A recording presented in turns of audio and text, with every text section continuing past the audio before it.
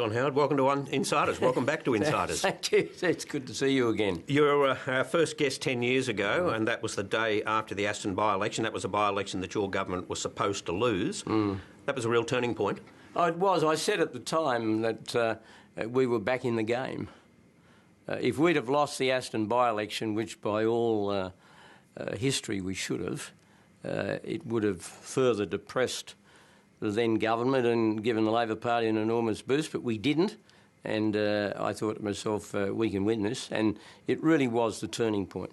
That, if it had turned out that way, that would have been a very short career for you. It certainly would have been. And I remember the evening very well, because not only did we hold Aston, but of course the Wallabies defeated the British Lions and I was, if I remember rightly, I was very hoarse on the program. You were. It was laryngitis and cheering for the Wallabies. And then, of course, very soon after that, Tampa and then September 11 happened. They were dramatic events, and that had a real impact on the way people saw national security. Now, that worked for you as well.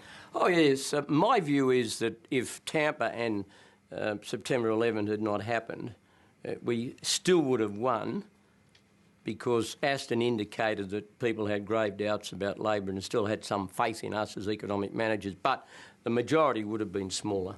Now, 10 years ago, asylum seekers was a big issue. It still is. It just seems as if nothing has been resolved.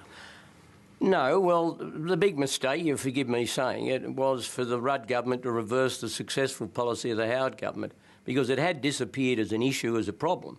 I mean, in 2001, something like 5,000 to 6,000 illegal arrivals were there. The following year, that had dwindled to 1 or 2, and they were the figures of the Immigration Department, not mine. There was a dramatic impact from our Pacific solution and all of that, and that policy should never have been changed. Now, of course, we are satisfying nobody. We've got hundreds more people in detention. There's a sense in the Australian community that we've lost control of our borders again. The Australian people will always support high immigration and a reasonable refugee intake if they think the government is running the show and the government's not being pushed around by others. And the Malaysian agreement, do you think that will help, given that one aspect of that is to increase the number of refugees coming out of Malaysia? Look, I'll leave comment on the current policy to the opposition and to the government. I simply note the hypocrisy, though, that you can sign an agreement with Malaysia that's not a signatory to the Convention on Refugees, but of course you can't do something with Nauru because she's not a signatory. You know, that's hypocrisy, really. There have been big changes in the 10 years since that first interview. The political debate now just seems to be... It's not as substantial as it once was. I think people worry about the quality of leadership in this country. Do you see it that way? Oh, I'm not as pessimistic as that. I think Tony Abbott's doing a fantastic job. I think the problem at the moment is that the current Prime Minister appears to lack any authority because of the very equivocal outcome from the last election. I make this prediction. The next election, the public will vote very heavily one way or the other. I think the Greens have peaked. You probably think that's counterintuitive, that the Greens are, going on from strength to strength. I think the Greens are starting to alarm people. I think they are increasingly seen as the real extremists in Australian politics, and Australians don't like extremists. And I hope, for example, that the next federal election, the Liberal Party puts the Labor Party ahead of the Greens in the seat of Melbourne, because I think Green policies are much worse than Labor policies. When you say they'll vote heavily one way or the other, do you seriously think there's still a chance that they'll vote heavily in favour of Labor? Well, the polls would suggest not, but it's 2 years to go. I mean, I think the coalition will win, but can I just say to my friends and colleagues, don't take anything for granted. You've got to... And there can be huge turns around. I mean, my poll ratings at the beginning of 2001 were terrible. In fact, they were worse than Kevin Rudd's were when the Labor Party dumped him, which shows the level of panic that they embraced in making that decision. So your message to Julia Gillard, not that she'd want to give it, but you hang in there. Well, my message to my colleagues, I won't presume to send messages to Julia Gillard, is yes, you're doing very well at the moment. I think Abbott's a great leader, and he's got a laser-like focus on the weakness of the government. And Sure, but at some point, though, should he become more positive? Is there a need for him to be more positive? Look, he will. He will, but...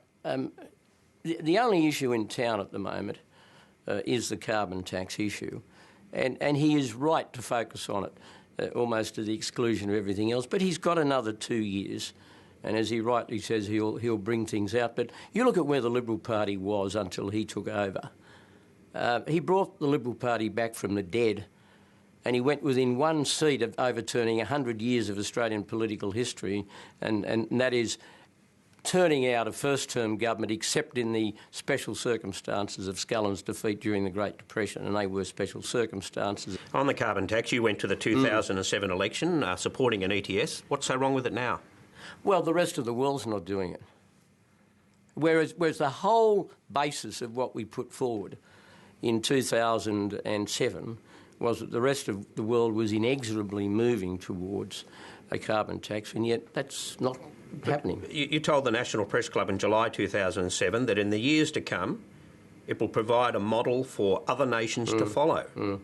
Peter Shergold, who advised you at the time, talked about getting out in front.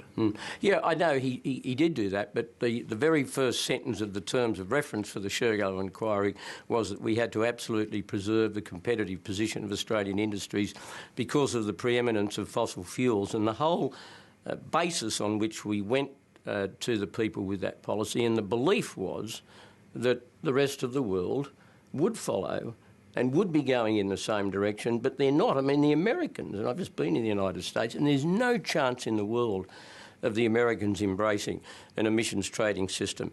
The Indians aren't, the Chinese aren't, and we are crazy to be going ahead of the rest of the world. If the rest of the world were adopting a different attitude, well, then a different attitude might be countenanced. But the whole scene's changed. In 2007, people were sort of almost dancing in the streets in favour of these measures. Since then, we've had the global financial crisis, we've had the collapse in Copenhagen, and the whole atmospheric of the debate has altered. Because you did say then at the Press Club that being among the first to move will bring new opportunities, and we intend to grasp them. You're making the judgment now that the world won't move. Well, you wouldn't want to be wrong because you'll lose those opportunities. You know, I'm making the judgment now, which is based on evidence of the last 3 years. I mean, the Canadians, and Canada is the country most like Australia when it comes to this, Canadians have just voted in a government which is totally opposed, given it a majority in its own right, which is totally opposed to an ETS or a carbon tax. 4 years ago, the likelihood was, the belief was, perhaps more than the empirical likelihood, but the belief was that the world was going to go in this direction. That has changed. And on top of that, I think it's fair to say that some of the views have shifted on the science. People aren't quite as certain about the science now as they were 4 years ago. So it's one thing then to argue, as you do, that that the world is not going to move, but Tony Abbott says far more than that. He portrays it as the most damaging policy initiative in a decade, and that whole industries, even towns, are going to close down. Is that an exaggeration? No, look, I've heard a lot about Tony Abbott's alleged exaggerations. I mean, the truth is that he's fighting a very tough and effective campaign against something that he doesn't believe in. And can I just remind you of something else, Barry, that the Liberal Party changed its leader over the issue of emissions trading. And leaving aside what your view is, what Tony Abbott is articulating is a very strongly critical approach on this issue, and which is very different from the position that the Liberal Party had previously. But is he fighting fair? I mean, to talk about petrol going up by 6 cents a litre. I mean, hang on. I mean, you say, is he fighting fair? Look, I mean, people start criticising the Liberal Party for having an effective negative campaign as if they're the first party in the world that's ever done it. I mean, heavens above, I seem to remember my predecessor calling something a monster new tax that would bring about a lifestyle change and the world would never be the same again, and yet only a few years earlier he'd very strongly supported a similar tax. On industrial relations, would you like to see him revisit that as an let issue? me just say, I mean, how he handles the tactics of industrial relations is a matter for him, and one of the things I promised myself after I went out of politics was that I wouldn't give day-to-day tactical advice. I mean, you asked me about the issue of industrial relations. I think it's a tragedy that Julia Gillard has re-regulated the labour market.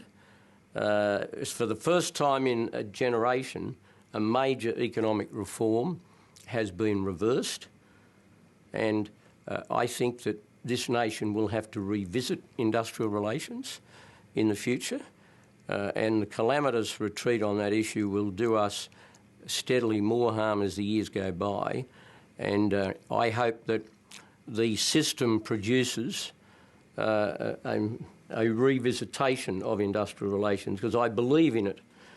I don't think there's anything wrong with individual contracts. We made a mistake in 2006 in taking away the no disadvantage test, but we'd had individual contracts for 11 years. They weren't a product of work choices. They were a product of Reed's 1996 Act. And I do believe for very small businesses you need relief from the current unfair dismissal laws. So you want to see reversed what Julia Gillard has already reversed? I want to go back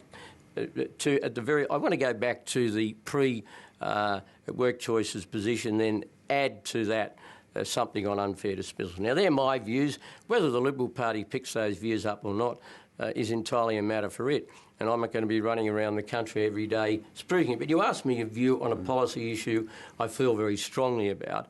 And I think it was an error. Gillard went too far. She didn't just abolish work choices. She went back to the pre-1992 position. And we have a very heavily regulated labour market, and we're going to pay ever more dearly for that as time goes by. But then you pay dearly for work choices, and that would still be fresh in Tony Abbott's mind. Look, that's the tactical side of it. But you're asking me what I believe in. OK, I paid dearly for it. It was one of the reasons why we lost. It wasn't the only reason, and in my view, it wasn't the main reason. The main reason we lost was I think people wanted to change. The it's time factor, that always comes into play. But if you're talking to me about policy principle, I believed in industrial relations reform, and I think it's a great pity for this country that it's been totally reversed. But I don't expect Tony Abbott to do what necessarily what I'm saying. It's a matter for him. And I should say for the record that of all the senior ministers in my cabinet in 2005 when we debated work choices, Tony Abbott was less enthusiastic about change than any of the others. On the news media, and given events in the UK and the closing down of News of the World, there does seem to be an appetite growing in part of politics to take this on, to take on the media in this country. Well, I think this is ridiculous. I mean, look, argue with the media on particular issues, but there's nothing fundamentally wrong with the Australian media. You know, I agree with some of what it writes and says, and others I don't. And as for bias, well, I mean, I listen to Labor people talking about media bias. Give me a break. I mean, they ought to remember what Harry Truman said, if you can't stand the heat, get out of the kitchen. And I think this idea that Bob Brown is floating and Julia Gillard is yapping along behind him, apparently, they want to have an inquiry into the media. I mean, the media has been inquired into death in this country. They better be careful. They might have a revisitation of that, famous appearance of Kerry Packer before the media, the Senate inquiry, where he really bashed them up. I mean, heavens above, let the media do its job. We don't want another inquiry. Did you ever worry in government about the dominance, though, of News Limited and Rupert Murdoch, and did you ever feel as if he threw his weight around to too great an extent? No, I didn't. And in the end, we should remember that the media doesn't have nearly as much influence on events in Australia as politicians often think. I'm reminded of the Republican referendum in 1999, when, as you'll remember, Barry, News Limited, Fairfax and the ABC were almost screaming together in unison at the Australian public to vote yes, and they voted no. And the only sections of the Australian media that were really strongly opposed to a yes vote were some of the talkback people. I thought at the time you'd set back the cause of a republic for about 10 years, but it looks like being a whole lot more than that. I think so. Yeah, I think so. Yeah, I think it's a very low-level issue with the Australian public, even amongst passionate Republicans. You were in politics for 33 years. What do you most miss about it now? Oh, I miss the opportunity of doing things that I think are good for the country. I loved it. People say to me, do you miss being Prime Minister? I say, yes, I do. But have you adjusted? Yes, I have. I mean, you go on to the next phase of your life. But the opportunity of doing things, the opportunity of debating ideas, engaging in the cut and thrust of of discussing public affairs issues. It's a never-ending fascination for me, and of course I miss it, but I had a terrific run. I mean, 33 years and almost 12 as Prime Minister. You can't complain about that. Thanks for joining us this morning. Really appreciate it. Thanks.